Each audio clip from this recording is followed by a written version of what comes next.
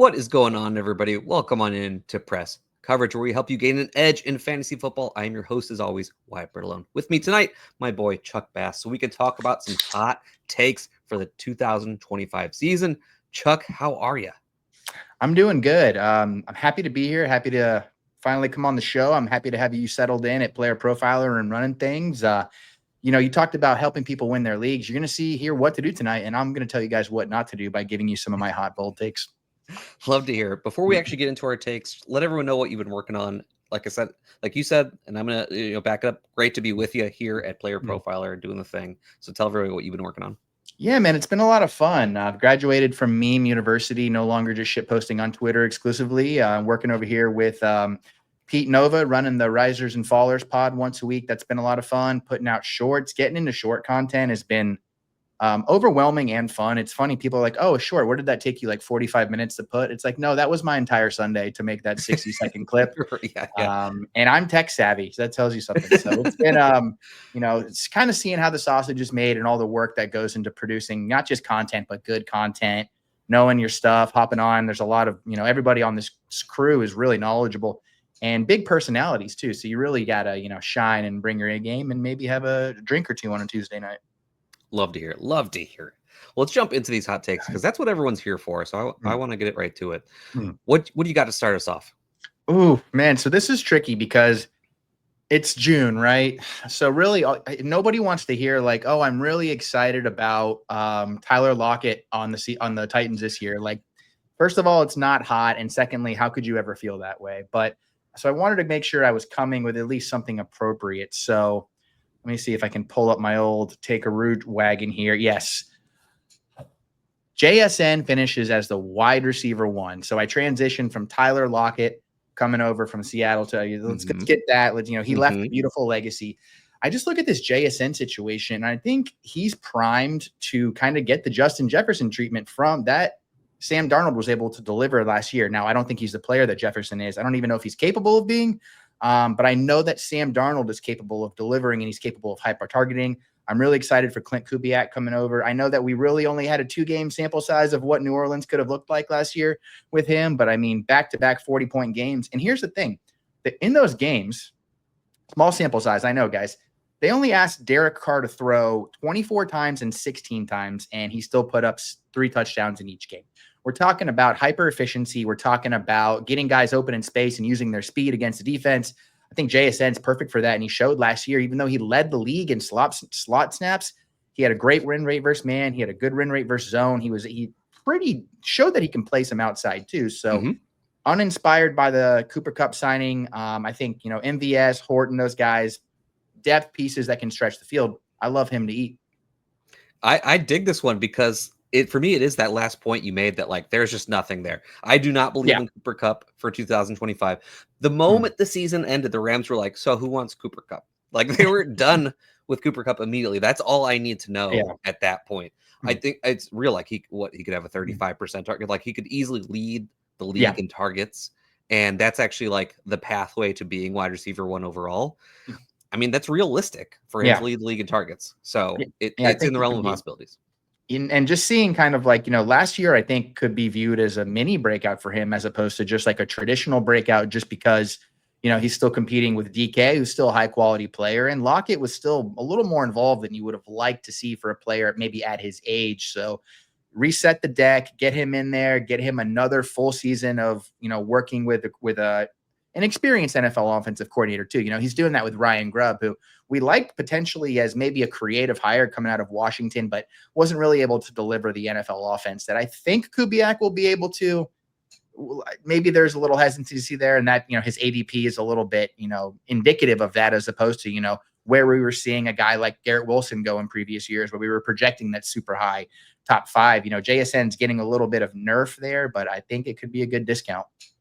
Yeah, it's hot, but realistic, which is I think the best kind of hot take to make, because it's actually actionable take on that one. I dig it. Yeah. All right, let's get to my first one, please, because I'll be honest, I can't believe that I can even call this hot, because I'm saying David Njoku is going to finish as a top 5 tight end, and that's only hot because of where he's being drafted right now. But he was a top 5 tight end last year in points per game in PPR with 13.5 points per game. People hate on David Njoku and the Browns, which is fair. Hate on the Browns all you. It's warranted. But David Njoku over the last couple of years has really solidified himself as one of the better tight ends in the league. Yes. And has solidified his role in that offense where the Browns have made him their manufactured touch, short area of the field kind of player for them. And kind of their check down, honestly, when things are not going correctly for the play. He's there to just be dumped off to, and he can run after the catch with the best of them. And that role has just powered through. And listen, the quarterbacks, they suck. We're probably going to see 5 different starting quarterbacks for the Browns this year.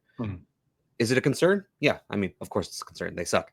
But the Browns run a lot of plays. They've had a high pace under Kevin Stefanski over the last couple of years. They were first in pass attempts in 2024, which not be people would realize. It's the stat of the summer, honestly. Yeah. Now, is there some overtime involved there? Absolutely.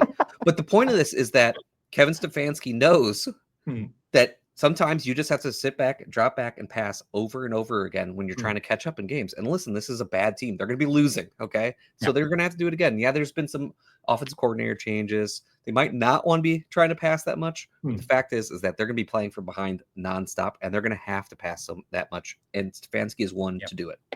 Yeah, I love that because, the quarterback situation, say what you want about it, it's might be twice as good as it was last year. And that's it was terrible last year. And you bring up, a good point. Njoku is really, he's shined in probably as dark as a day as you're going to get from a Cleveland quarterback room between Watson and DTR, Bailey Zappi. I mean, Jameis catches fire, but he's never been a 6-7 game bazooka. It's just not how he's able to operate. So Judy, I like, but still, working with a new quarterback again. The rest of the guys, I also, I'm optimistic for. Tillman could be something, but it's a lot of could be's. We know Njoku is an alpha. You talked about the top 5 finishes. And he's really coming into his athletic prime at his age is when a lot of these guys are really, like, especially with his profile, really start to grab hold of the position. And the biggest thing is the ADP, right? Where he's going in comparison to what he could be. The guys going ahead of him legitimately make me sick. And maybe I'll name some of them off. Maybe I won't. But I mean, I just look at it and go, if you're going to take what people are, the board is clearly viewing as a coin flip with some of these guys, why are you taking it at tight end 5, tight end 6, tight end 7? Why not take it in that tight end like 9, 10, 11, 12 range when I think the upside is just as high? Yeah, that's the best way to put it right there is same upside as some of these guys being drafted multiple rounds ahead of him as Njoku goes around tight end 11, as you said. Like, it's just such a easy price to get in on. Even in this offense that people are worried about because, like I said, quarterbacks were terrible last year. Didn't matter. They're going to be terrible again this year. I don't think it's going to matter for Njoku. Straight up. So I'll ask you, what do you think Kevin Stefanski wants to be? So looking at his coaching ranks here, his time with Minnesota all the way through the Baker years, top 10 in rushing offense every year, at least by volume, passing offense in the 30s to the low 20s. And then these last 2 years, 5th and 1st. Now, you go from Baker rushing like that to passing like they had to. Now, their defense was Swiss cheese towards a lot of the run this last year. But in a perfect world, what do you think he wants to be? And how do you think Njoku fits into that, considering this bumpy road they've been on? I definitely think he wants to be more balanced than the most pass-heavy coaches. I think he's probably going to be somewhere in the league average range if he had it his way, if he had a defense that he could count on, if he had the offensive line he originally had when he got to the Browns and be able to have that sustained run game, when you have running back like Nick Chubb. But he doesn't have those things at this point. The run game, who knows? I like Quinshon Judkins, and I think that he can bring something to that. But the offensive line is still kind of rough. And with as bad as the defense is, I really think they're going to be playing from behind a lot. Yeah. And that'll be good for, they bring in Joe Flacco, who I think can execute still a basic passing attack. The rookies are going to be whatever. But I mean, in 2023, they're 4-1 with Flacco. They're 5-1 with Watson. And those Flacco games, those were like big dog Flacco games. I'm pretty sure everybody remembers because he was the talk of December as far as the league winning quarterback goes. And he's talking in these press conferences like he wants to bring that back. Yeah, even with Flacco looking a little bit worse for wear last year for the Colts, and I would expect, I don't expect 2023 Joe Flacco for the Browns this year. It'd be nice, but even just like the current Joe Flacco, if he started all year, I mean, I think top 5 is pretty darn easy for David Njoku. That feels good, and that is one of the bigger cosigns of the offseason for me. Love it. Well, we're going to take a quick second to hear about Dynasty Deluxe package, and when we come back, Chuck's got another hot take for y'all. If you play in Dynasty, you need Dynasty Deluxe, our premium package for Dynasty Leaguers. We rank over 300 players, updated every week, all year long, and there's a win now mode and a rebuild mode with Superflex and tight end premium controls. And a Dynasty League sync, where you can say, sync down all of my sleeper teams, all my FFPC teams, and then you can browse around your leagues for who has needs, and then you can use our trade finder to see what kinds of trades are happening in leagues that are similar to the one I want to do. Then you can analyze trades using our trade analyzer, which balances the lifetime value, which includes pick values out to like 2028. All of that, plus the rookie guide, $25 value, is included. So if you're just in one Dynasty League, Dynasty Deluxe is well worth it. And use your host's promo code, and you can bump up to all in and get $25 off. We're back here on press coverage with Chuck Bass. Chuck, hit me with another hot take. All right, I'm going to segue into this tight end talk because I think it's the most interesting thing to talk about this offseason because you have the blue bloods at the top, right, for the position. So my hot take is that after the big three, I don't think there's a tight end worth taking until you get to Njoku at tight end 10. Now, obviously that's at ADP, a lot of these guys still have potential, but I look at Hawkinson, I look at Laporta, I look at Jonnu Smith, Kelsey, Mark Andrews, and it just makes me a little bit sick to my stomach when after that I see Njoku, and then eventually you can get Tucker Kraft, Dallas Goedert, maybe even a little bit of Tyler Warren if you're a diehard, although his ADP is still a little high for me. Mm-hmm. And I just can see the floor falling out for these tight ends about as clear as most of these guys as I've been able to in the past. And just to kind of give you some quick hitters, the Hawkinson thing with JJ McCarthy, I just don't think there's a potential that he's not a top 2 target earner on that offense. And he's never really been a red zone beast. Laporta, very similar thing. He's kind of shown that he is kind of just this touchdown guy. Now he is the touchdown magnet. But, new OC coming in, could he be used a little bit differently? Jonnu Smith, I mean, if the Dolphins look at what they did last year and they said, this worked out great for us, let's try it again, everybody's going to be off that team by November. They have a lot on the line, and they need to get Tyreek and Waddle involved heavily. So interesting stuff there. Kelsey, I just think he's getting a little faded. And then Mark Andrews. Mark Andrews is the most interesting one to me because, after probably the worst start to a season we've had from a top 5 tight end in a long time, he was pretty damn good for the rest of the year. But it just kind of feels like everybody in the world, including the Ravens, is ready to move on to Isaiah Likely.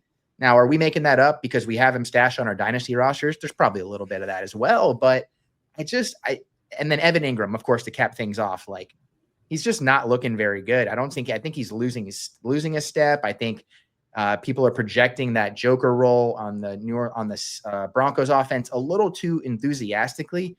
I like all of these guys. I just don't think I like them more than the guys who are coming after them. Yeah, I can feel it. Like you can nitpick all the way down. Mm-hmm. And when you can do that as easily as you can, I mean, I'd rather draft David Njoku, and then I'm also drafting a lot of Tucker Kraft after this area because I mean, like, what's the difference in the projection for Tucker Kraft and Mark Andrews? They're just touchdown reliant, players, and I but that's why I like Tucker Kraft because it's that same projection but going way later. Exactly. So yeah, I'm digging this one. Yeah, it feels like the board this year also is especially deep in those first 7-8 rounds to where I just look at where I took a tight end and then I look at maybe like who my first or second backup on my bench is compared to like who I would have had at tight end had I not punted. And I really like a lot of the rookie running backs in those 5 through 8, 9 rounds, the wide receiver 2s who could break out like an Odunze or like a Shakir, guys like that. I just don't see the high floor for the tight ends 4 through 9 like I think I have in years past, or at least deluded myself into thinking because they have not been there. Right. Yeah, no, I am with you on this, especially when you bring up the players around those ADPs of some of those other tight ends as you're going through. Like the wide receivers, they dry up fast in every single draft you're in. And then you look at like the running backs you'd be drafting or, around that time that when they, especially you start to get to like where Mark Andrews and stuff like that, they're starting to fall off to a point where if you're going to get in, you kind of have to get in. But when you're making decisions in between like David Njoku and like Jaden Blue, I think that's where you want to be drafting your tight end, you know? Yes.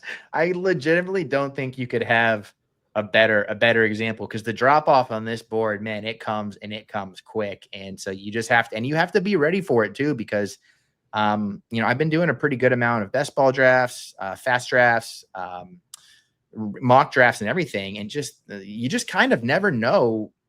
I think the average fantasy user's brain is a little bit broken on how to approach the season. So I don't see trends happening in a lot of these drafts. I see crazy strategies. I see inconsistency in strategies, inconsistency in ADP risers and fallers mid draft. You just really need to have a plan this year for when shit breaks loose, because it's going to happen in a lot more of your drafts than normal. This is one of those things. I think that the more you draft, the more you start to try and practice drafting back to front, where you're thinking about who I can be drafting later as opposed to who I'm going to be drafting right now. So you can prepare for those things. And it's where you say, I'm not going to take TJ Hawkinson here because I know I'll just take David Njoku later. Yeah, that's a big one. And I think the one I get the most contention on is Sam Laporta. But I mean, Sam Laporta now he's a little injured, but every tight end plays injured, so I don't want to hear that.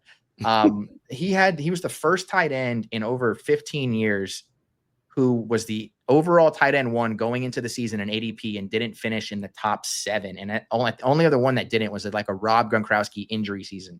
So he dropped. They handed him the torch and he dropped it. So it's just little nitpicks I'm trying to find. No, I think they are valid nitpicks. Yes, but we're going to just continue these segues, because now I'm going to talk about one of those elite tight ends. Yes. And I want to express how strongly I feel that Brock Bowers is going to absolute dominate fantasy this year and be a significant advantage for players everywhere by scoring at least 20 PPR points per game in 2025, which in the modern era, excuse me. And I'll be honest, I have not done the research past that, because I don't get me started, but it's only been done once before, and that's 2011 Rob Gronkowski. Now, last year, Brock Bowers sets the rookie reception record regardless of position, and basically only things have gotten better for him. Like I don't understand. Like, Brock Bowers is going in the second round of fantasy drafts right now, which I think is just like a generational wealth opportunity. If we're being honest, we used to be happy to draft Travis Kelce in the first round, happy to draft Rob Gronkowski in the first round, happy to draft Jimmy Graham in the first round. Brock Bowers could be better than all of them based on what he did his rookie year. He's got a better coaching system around him. Chip Kelly has only run fast-paced offenses in the NFL. He got a massive QB upgrade. I mean, Jack Besh, sure, like I like Jack Besh, but he's not stealing targets for Brock Bowers. Like, what are we doing here? I think this is just going to be an incredible season for Bowers. Yeah, what are we doing here? It's pretty brutal with this one, because we talked about with Njoku, right? How his quarterback situation might be twice as good, even despite, all the chaos that's going on there. Absolutely same thing for the Raiders. And I'm wearing my little ass boy, my Gardner Minshew little ass boy Raider shirt right here. I mean, Jacoby Myers was there last year. He was still able to do it. Trey Tucker was there last year. He was able to do it. Like you said, Jack Besh there's potential for Jack Besh to be a starter in the league. That's not a high quality target earner. Everyone else is up for grabs. So Chip Kelly, I think, was a really smart hire by Pete Carroll. I see people online who think that it was Pete Carroll's scheme in Seattle. A lot of people are telling on this episode, this is going to be an innovative, run heavy, but efficient passing a game. And that's all you need when you have the most efficient player at a top 5 most important position. So I love him this year. I think he's wheels up. He's just one of the only guys on the board that gives you a positional advantage. And I think it's going to be a major one this year, because he's consistent. He's going to be the top target earner on the team, and he's going to be the top red zone threat. And there is no competition for that. I really like Jacoby Myers. I'm targeting him later in drafts, but I like him as like a high-end wide receiver 3 that could give you wide receiver 2 spike weeks and not too much else. It's just who he is. I think we're only scratching the surface with Bowers. Love this call. Yeah, I mean, I truly believe he is going to be equal to, if not better than, wide receiver 1 in fantasy, but you get to play him at your tight end spot, and that's just a significant advantage against the rest of the league. That's it. They don't have to scheme him up. They just get him the ball either in space or on design routes or whatever. Get handoffs at the goal line. I mean, the guy can literally do everything you want an NFL player to do. You know what's annoying about this is, like, I don't remember guys like George Kittle having their breakout years, Kelsey having their breakout years, and then everyone being like, whoa, let's pump the brakes. You're like, why is it now? Yeah. Are we just bigger haters now? Like, do we all? I'm not sure what we're happened. All beaten down at this point. we need Brock Bowers to be this guy because we don't have a lot more of Kittle left. And if Trey McBride is going to be continued to be detached to the hip of Kyler Murray, I don't know how much higher his ceiling is. We need this dude. Life is better with guys like Brock Bowers. Yeah, I totally agree. All right. Your last hot take of the day, sir. All right. Now this one feels it was hot while I was typing it, and then I was looking back at it. I'm like, maybe I'm a loser for this one. But I had all the tight ends 27 and over will outscore all of the tight ends 23 and or all the running backs 23 and under. Now, I'm thinking about the big dogs, right? I'm not factoring in Raheem Mostert into this equation. We're thinking about your McCaffreys, your Henrys, your Josh Jacobs, your Saquons, your Kamaras, your Jonathan Taylors, all those guys. I really like a lot of the rookie landing spots for Dynasty. Now, Genty could be a different beast, and he's probably going to be the one who screws me here. But if that's the one who takes me down in this take, I think I'll be able to live with it. I just think that usually in fantasy or usually in the NFL, you see the grip on the running back position loosen as these guys approach 30. And these guys are playing at as high a level as they've played in most of their careers. CMC's coming off injury, so that's a little bit of a wrinkle. But I mean, the guys who I'm referring to specifically, this under crowd, your Hamptons, your Judkins, your Hendersons, you've got some second-year players that are going to be coming in as well, your Achans, all that. They're just like, they're on teams who are in transition and aren't quite sure what they're doing. You'll notice that RJ Harvey escapes this, which is awesome. He's 24 years old, so I get a little bit lucky there. I just think that when these teams got drafted, like a Caleb Johnson, for example, right? Like I see the vision. I think he's going to be a high opportunity share guy for the next 3 to 4 years, whether it's Arthur Smith there or not. But I just think that these other dudes, they are the personality of their team. The Ravens are Derrick Henry. The Packers are Josh Jacobs. The 49ers are CMC. And the Eagles are Saquon. And you can mix some other fun ones in there. Alvin Kamara is the Saints. I don't know what a lot of these teams are without him. And I think they mean more to what's going to be happening on the field for 2025. Yeah, I think you could make this even hotter if you include the running backs who are actually 23, because then you'd say they're hotter than Jahmyr Gibbs and Bijan Robinson. Can we hear that from you? They're hotter. To go that far? Yeah, let's do it. New OC in Detroit. Things are falling apart. New defensive coordinator as well. And then the Falcons. Oh, you know what? Let me pull this up here. Have you looked at the Falcons schedule? I don't know it offhand. So okay. So they had an okay year last year, probably what you'd be all right with for a first-year head coach. And, they're just trying to get through the quarterback carousel and all you. The Falcons start the season with Tampa Bay, Minnesota, at Carolina, division game. Commanders, Bills, 49ers, Miami, and then at New England. If they start 1-7, is Raheem Mostert out the door and this whole team is once again in disarray? Zach Robinson probably gets promoted, and so Bijan gets the stability there. But I'm just trying to find ways that these 23-year-old running backs could be tanked. I don't know. Maybe somebody tweaks a hammy, something like that. No, but I do dig it, though, because we're in that renaissance of these older running backs, and it's completely feasible because we literally just watched it happen. And that's without CMC, who could be healthy again. Yeah. I'm still going to favor Bijan and Gibbs, and if we're going to throw them in there. Yeah, that's a tricky. When are their birthdays again? Oh, hey, you know what?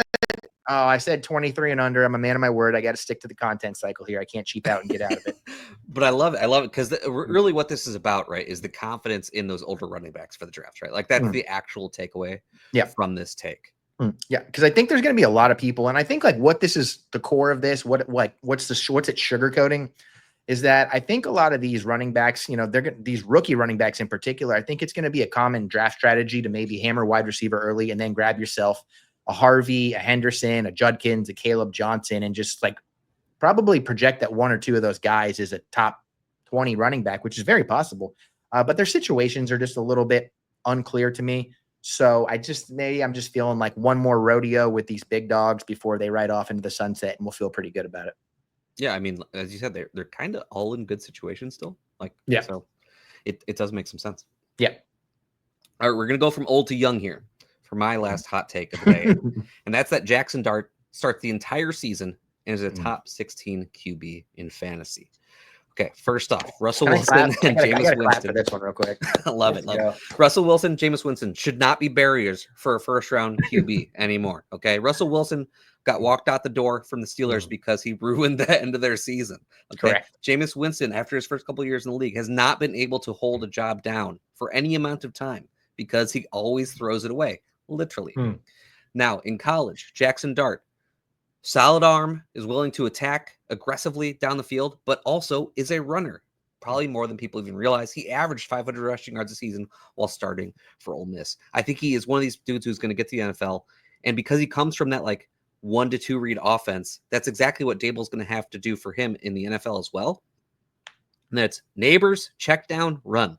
That's going to be his order of operations in this offense. For most of the season, I would have to imagine. I think he's going to run a lot as a rookie. He's got enough athleticism to do it. And because of that rushing, I think he can get there for fantasy. Like I said, I think he's going to start the season. I really do believe he has a real chance to start the season as their quarterback, because what do we do in Giants? Throwing out Russell Wilson and Jameis Winston out there. Yes, I know there are the concerns with Jaxson Dart needing a little bit of time. But again, I think Dable is going to simplify the offense for him and get him out there. The Giants need to do it. They need to think about the future. Let's get it, Jaxson Dart. I think so too. And I think like the point that is what I would grapple onto the most here, because I actually really agree with this one, which is really not going to be a popular side of takes. That's how you know I really like it. Is if the only way that the Giants that anybody in the organization keeps their job this year is if they start Jaxson Dart early and he's relatively good. It's the only path. If they start Russell Wilson and he's bad and they're losing a lot of games, they'll be gone by October. If they start Jaxson Dart and he's not good, they will also be gone by October. So there's one shot here. I think they're smart people. I just think they've had trouble executing. Well, this strategy that they tried did not pay off these last Daniel Jones years. So time to turn a new leaf. They need excitement. They need juice. They've got the wide receiver to do it. They've got a young, fun tight end. They've got a good offensive line. They've got one of the best tackles in the game. They just need a quarterback who 2022 Daniel Jones, 15 touchdowns, 5 interceptions. He threw 472 attempts. That is so below the league average. And that's the offense that they kind of want to operate right now. So they're not going to ask him to go out there and do a Justin Herbert and set the rookie touchdown record. I think he might be capable of it with his legs and that rocket arm he has.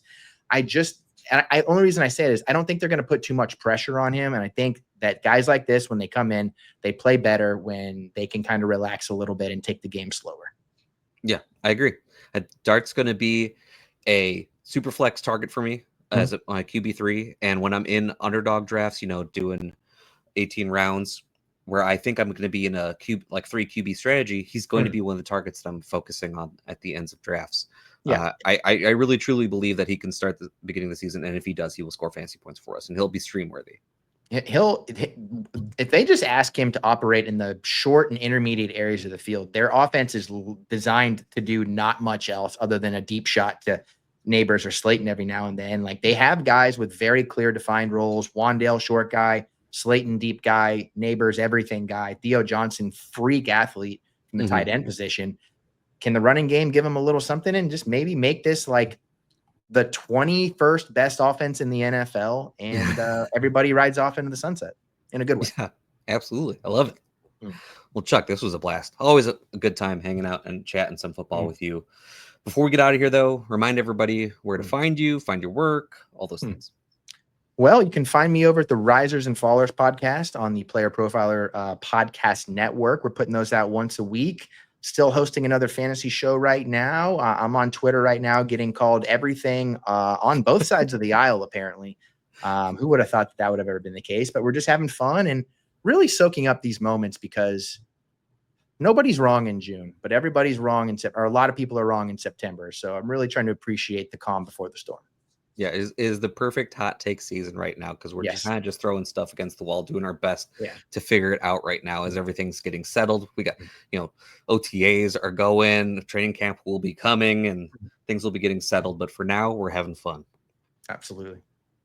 Well, everybody, you can follow me on Twitter at WyattB_FF. Make sure you're liking and subscribing to everything on the Player Profiler Network and over on the Player Profiler Now network. It's a tongue twister to get that out 2 times in a row, but I appreciate all you being here.